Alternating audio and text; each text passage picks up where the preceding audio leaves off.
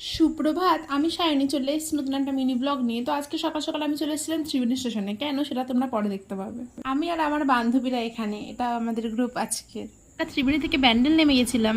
ব্যান্ডেল থেকে আবার ট্রেন ধরে আমরা নৈহাটির উদ্দেশ্যে রওনা দিলাম। তারপর ব্যান্ডেল থেকে ট্রেন ছেড়ে দিয়েছে আমাদের নৈহাটির উদ্দেশ্যে। এখানে বেশ খুব সুন্দর লাগছিল, দুটো ট্রেন একসাথে যাচ্ছিল, আমার দেখতেও বেশ ভালো লাগছিল। ইহা সে হাম বিছাড় গায়ে, খুব সুন্দর লাগছিল দেখতে এই জায়গাটা। হেড স্টেশনে নেমে এই প্রথম হয়তো আমরা টিটি দেখলাম যারা চেক করছিল। আমরা স্টেশন থেকে বেরিয়ে বড় মায়ের মন্দিরের উদ্দেশ্যে চলে যাচ্ছিলাম। চলে এসেছি বড় মায়ের মন্দিরে, এবার ডালা নেব। যেহেতু আজকে অমাবস্যা ছিল সেই জন্য কি ভিড়, বাপরে বাপ। লাইন চলে গেছিল সেই নৈহাটি পার্কের একদম শেষ মাথা অব্দি।